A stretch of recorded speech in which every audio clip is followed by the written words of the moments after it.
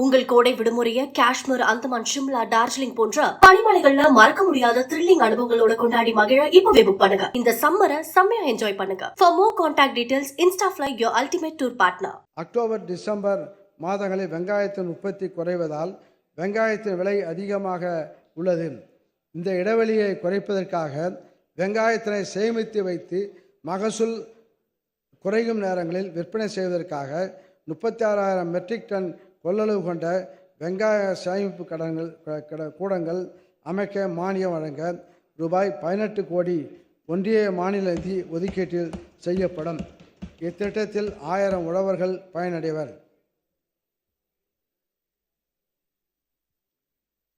தினசரி வருமானம் ஈட்ட மலர்கள் சாகுபடி. காய்கறிகள், பழங்கள் சாகுபடி போலவே ஆண்டு முழுவதும் சீரான வருவாய் கொடுப்பது மலர் சாகுபடி. தினசரி மலர்களை பறித்து விற்பனை செய்வதன் மூலம் நிலையான தொடர் வருவாய் ஈட்ட முடியும். இதனை கருத்தில் கொண்டு அவர்களின் வாழ்வாதாரத்தை மேம்படுத்த மலர்கள் சாகுபடி செய்யும் உழவர்களுக்கு மானியம் வழங்க 8,51,00,000 நிதி ஒதுக்கீடு செய்யப்படும். இதன் மூலம் 6,200 ஏக்கரில் மலர்கள் சாகுபடி செய்யும் சுமார் 9,000 உழவர்கள் பயன்பெறுவார்கள். மல்லிகைக்கான சிறப்பு திட்டம். பாரம்பரிய மலர்களில் மிகவும் சிறப்பு வாய்ந்த மல்லிகை மலரானது தமிழ் பண்பாட்டில் சங்க காலத்திலிருந்தே தனக்கென்று தனியிடத்தை பெற்றுள்ளது. மதுரைக்கு மற்றுமோர் முகவரி தந்த மல்லிகை தமிழ்நாட்டில் 42,000 ஏக்கரில் பயிரிடப்பட்டு 2 லட்சம் மெட்ரிக் டன் உற்பத்தி செய்யப்படுகிறது. மதுரை, திண்டுக்கல், ஈரோடு, சேலம், தருமபுரி, கிருஷ்ணகிரி, திருவள்ளூர், திருவண்ணாமலை ஆகிய மாவட்டங்களில் அதிக அளவில் மல்லிகை சாகுபடி செய்யப்படுகிறது. மல்லிகை மலர் பெரும்பாலும் பூக்களாக விற்பனை செய்யப்படுகிறது. மல்லிகை, ஜாதி மல்லி ஆகியவை வாசனை எண்ணெய் பிரித்தெடுப்பதற்காக பயிரிடப்பட்டு வெளிநாடுகளுக்கும் ஏற்றுமதி செய்யப்படுகிறது. தமிழ்நாட்டில் 2025-26 ஆண்டில் 3,000 ஏக்கரில் ரூபாய் 1,60,00,000 நிதி ஒதுக்கீட்டில் 7,000 உழவர்கள் பயன்பெறும் வகையில் மல்லிகை சாகுபடி ஊக்குவிக்கப்படும். நறுமண ரோஜாவிற்கான சிறப்பு திட்டம்.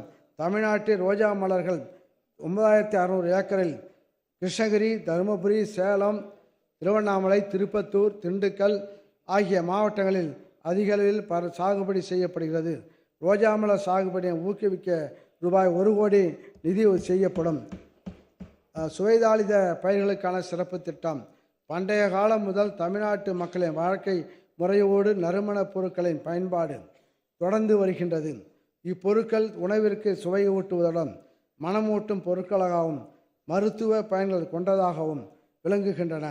இத்தகைய சிறப்புமிக்க மிளகு, கொத்தமல்லி, மிளகாய், ஜாதிக்காய், கிராம்பு, பட்டை, பூண்டு, இஞ்சி, மஞ்சள் போன்ற சுவைதாளித பயிர்களின் சாகுபடியும் ராமநாதபுரம், தூத்துக்குடி, விருதுநகர், சிவகங்கை ஆகிய மாவட்டங்களில் 2,500 ஏக்கரில் சீமை கருவேல் மரங்களை அகற்றி மிளகாய் சாகுபடி செய்வதும் ஊக்குவிக்கப்படும். இதற்கென ரூபாய் 11,74,00,000 நிதி ஒதுக்கீடு செய்யப்படும். இதன் மூலம் 17,500 ஏக்கரில் சுவைதாளித பயிர்களின் சாகுபடி செய்யும் 23,000 உழவர்கள் பயன்பெறுவார்கள். தமிழ்நாடு முந்திரி வாரியம். தமிழ்நாட்டில் அரியலூர், கடலூர், விழுப்புரம், புதுக்கோட்டை மற்றும் தேனி மாவட்டங்களில் முந்திரி அதிகமாக பயிரிடப்படுகிறது. முந்திரி தமிழ்நாட்டில் 2,09,000 ஏக்கரில் பயிரிடப்பட்டு ஆண்டிற்கு 43,460 மெட்ரிக் டன் உற்பத்தி செய்யப்படுகிறது. இந்திய அளவில் தமிழ்நாடு முந்திரி உற்பத்தியில் 4வது இடத்திலும் இருந்தாலும் ஏற்றுமதியில் 2வது இடத்தில் உள்ளது.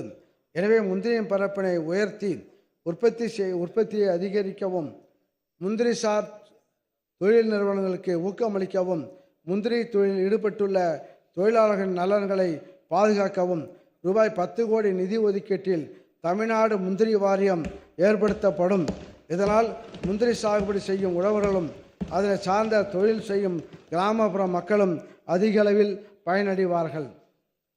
பனை மேம்பாட்டு இயக்கம். நாராய் நாராய் செங்கால் நாராய் பழம்படு பனையின் கிழங்கு பிணர்ந்தன்ன பவள கூர்வாய் சங்கால் நாராய் என நாரை விட தூது பாடலில் பனை பற்றிய குறிப்பு பாங்குற அமைந்துள்ளது. நமது மாநில மரமான பனைமரம் தமிழர்களின் வாழ்க்கையில் முக்கிய பங்கு வகிக்கிறது. பல்லுயிர் பாதுகாப்பு மற்றும் காலநிலை மீள்தன்மைக்கும் உதவும். முக்கியத்துவம் வாய்ந்த பனை மரங்களின் எண்ணிக்கை அதிகரிக்கும் பொருட்டு 4 ஆண்டுகளாக பனை மேம்பாட்டு இயக்கம் செயல்படுத்தப்பட்டு வருகிறது. 2025-26 ஆண்டில் பனை சாகுபடியை ஊக்குவிக்க 10 லட்சம் பனை விதைகள், பனை மதிப்பு கூட்டு பொருட்கள் தயாரிக்கும் கூடங்கள், மதிப்பு கூட்டுதல் பயிற்சி ஆகிய இனங்களுக்கு பனை மேம்பாட்டு இயக்கத்தில் ரூபாய் 1,65,00,000 நிதி ஒதுக்கீடு செய்யப்படும். இதன் மூலம் 20,000 நபர்கள் பயனடைவார்கள்.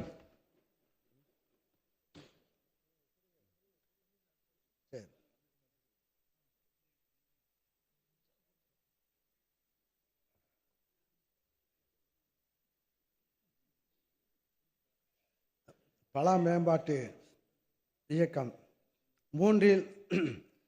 முன்றில் பலவின் படுசுளை மறி புந்தலை மந்தி தூற்ப என வீட்டு முற்றத்தில் பழந்தமிழ் வளர்த்த பலா மரத்தினை பற்றிய குறிப்பு நற்றிணையில் இடம்பெற்றுள்ளது. 2023-24 மற்றும் 2024-25 ஆண்டுகளில் பலாவிற்கு சிறப்பு திட்டம் அறிவிக்கப்பட்டு பரப்பு விரிவாக்கம், ஒருங்கிணைந்த உரம் மற்றும் பூச்சி மேலாண்மை, சிறிய அளவிலான பலா பதப்படுத்தப்படும் அமைப்பு, பலா சாகுபடி மற்றும் மதிப்பு கூட்டுதலுக்கான பயிற்சி ஆகியவற்றிற்கு மானியம் வழங்கிட ரூபாய் 3,71,00,000 நிதி ஒதுக்கப்பட்டுள்ளது. இதன் மூலம் இதுவரை 2,876 பயனாளிகள் பயனடைந்துள்ளனர். 2025-26 ஆண்டில் புதிய ரக பலா சாகுபடி பரவாக்கம், பலாவில் ஊடுபயிர் சாகுபடி போன்ற திட்டக்கூறுகள் ஊக்குவிக்கப்படும். இதற்கென ரூபாய் 5 கோடி நிதி ஒதுக்கீடு செய்யப்படும். வெண்ணெய் பழம் அவகடா சாகுபடியினை ஊக்குவித்தல். அண்மை காலங்களில் ஊட்டச்சத்துள்ள வெண்ணெய் பழத்தின் தேவை அதிகரித்து வருகிறது. மேலும் வெண்ணெய் பழ மரங்கள் வேகமாக வளரக்கூடியதாகவும் கரியமில வாயுவை அதிகமாக உறிஞ்சக்கூடியதாகவும் உள்ளன. இத்தகைய சுற்றுப்புற சூழலுக்கு நன்மை பயக்கும் வெண்ணெய் பழம் சாகுபடியினை 500 ஏக்கரில் தென்காசி, திண்டுக்கல், தேனி, நீலகிரி, கள்ளக்குறிச்சி, சேலம் ஆகிய மாவட்டங்களில் மேற்கொள்ள ரூபாய் 69 லட்சம் நிதி ஒதுக்கீடு செய்யப்படும். வேளாண்மை பொறியியல் துறை வேளாண் இயந்திரமயமாக்குதல். மணப்பாற மாடு கட்டி மாயவரம் ஏறு பூட்டி வயகாட்ட உழுதுபோடு சின்ன கண்ணு என்று இருந்த நிலை மாறி உயிர்காக்கும் உழவு தொழிலிலும் இயந்திரங்களின் தேவை அதிகரித்துவிட்டது. வேளாண் பணிகள் தொழிலாளர்கள் பற்றாக்குறையினால் நலிவுறாமல் குறித்த காலத்தில் செவ்வனே நடைபெற்று குறைந்த அளவில் அதிக மகசூல் பெறுவதில் வேளாண் இயந்திரமயமாக்குதல் பெரும் பங்காற்றுகிறது. இதனை கருத்தில் கொண்டு வேளாண் இயந்திரங்கள், கருவிகள், மதிப்பு கூட்டும் இயந்திரங்கள், சூரிய கூடார உலர்த்திகள் போன்றவை உழவர்கள் பயனடையும் வகையில் மானியத்தில் வழங்கப்பட்டு வருகின்றன. வேளாண் இயந்திரமயமாக்கும் திட்டத்தின் கீழ் சிறு குறு ஆதி திராவிடர் பழங்குடியினர் மற்றும் பெண் உழவர்களுக்கு வேளாண் இயந்திரங்கள் மற்றும் கருவிகளின் விலையில் 50%, இதர உழவர்களுக்கு 40% மானியம் வழங்கப்பட்டு வருகிறது.